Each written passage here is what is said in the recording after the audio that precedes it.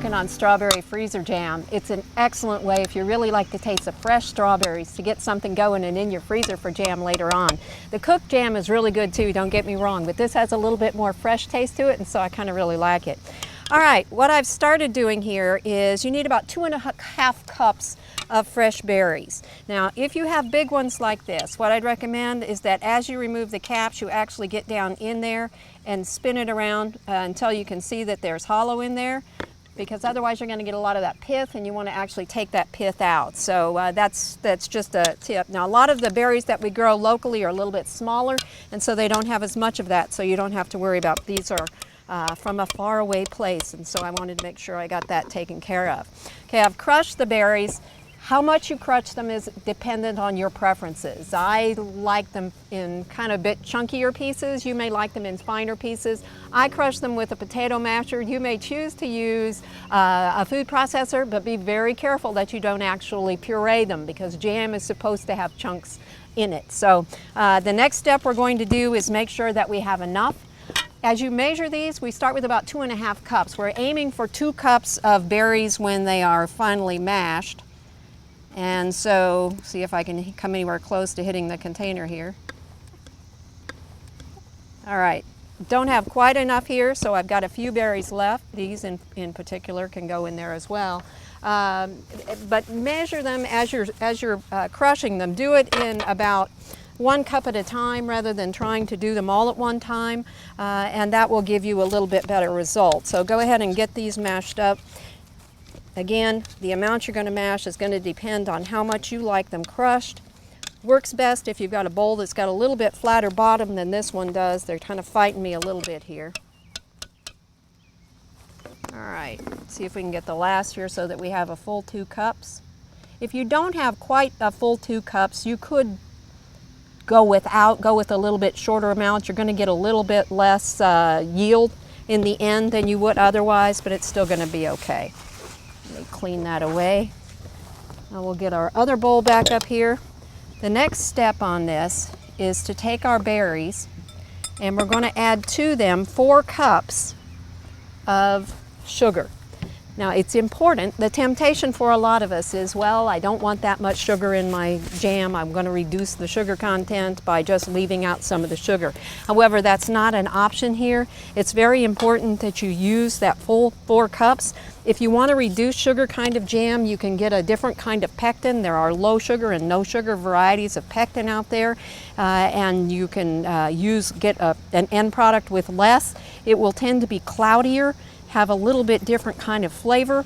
You might want to try it, see if you like it, but if you're using a pectin like this one, which is a regular pectin, 100%, sugar will be required, and you're not allowed to fiddle with the ingredients on here at all. So we're going to stir this in well, and then we're going to set it aside for about 10 minutes or for 10 minutes and let the sugars pull the liquid and the juice out of the berries. And at that point, we'll be able to come back and get the pectin ready to go in. The whole process is really, really quick, but you do need to follow the directions as closely as you can.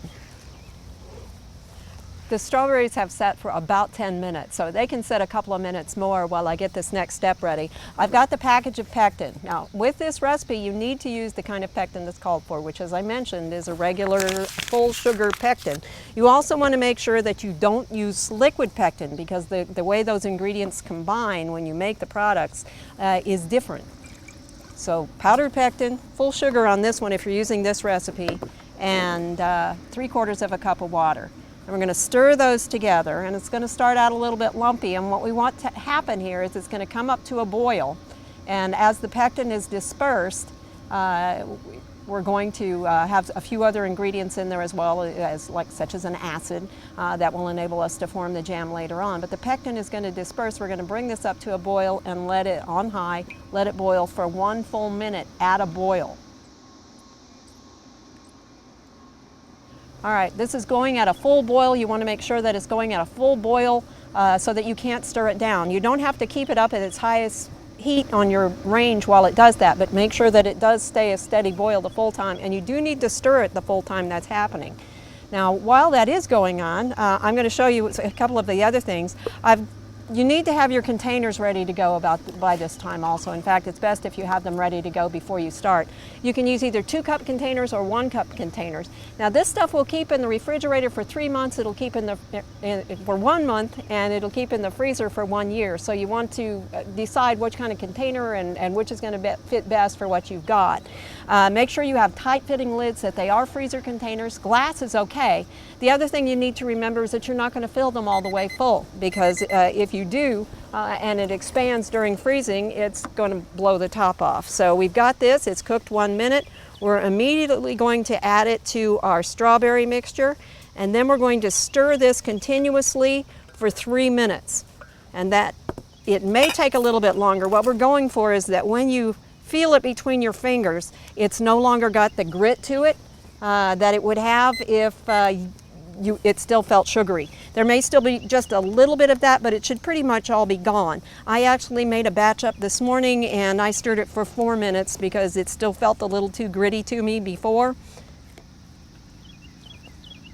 And again, this is just dissolving the sugar, making sure that everything gets blended. As you do this, you also want to make sure that you kind of scrape down the sides. We're trying not to add sugar crystals to it. Now, there was no reason to transfer this to a different bowl or a different pan. Often when we make candy and we're trying to prevent sugar from reforming crystals as it cools, we'll transfer it to a different pan, or we'll put the lid on it and let that steam down. We had 4 cups of sugar in here with a relatively small amount of liquid, so there was no reason to make that transfer. But we are trying to get rid of all those sugar crystals now so that when it's sitting in the freezer, it doesn't turn into sugary mass, which I've had before, and to be honest, it's still tasty, but it's not what it's designed to be. So again, 3 minutes, just continually stirring to make sure that we get it all blended. It may take you anywhere from actually 4 to 5 minutes to get it to the point where you want it. Okay, now remember, you've got your containers ready to go. Remember, you've got the lids ready to go, and everything is already clean. I've felt this between my fingers just a little bit, and most of the grit is gone, and so I'm going to go ahead and make the next step. Now, I use one of these simply because this is very sticky. It's not hot, and so from that standpoint, it's not a hazard, but this gives me a bigger target, so theory is I can get it into the container a little bit easier. I'm filling 1 cup at a time. 1-cup containers, because I think that's more realistic for the size that my family will use at one time, and the rest I can leave in the freezer. We're going to leave about a 1/2 inch of headspace on this, and it's just going to sit at room temperature for 24 hours. After 24 hours, you can put it in the refrigerator. It's good there for about a month. Beyond that, you want to put it in the freezer. It'll be good there for about a year. I hope you'll try this. It's really easy. At berry time, you can use different kinds of fruit in these kinds of recipes, but you do need to find a recipe specifically for the fruit you're using, because the ingredients vary just a little bit as you go from fruit to fruit. Again, I hope you'll try it. It's Strawberry Freezer Jam. For Oklahoma Gardening, I'm Barbara Brown.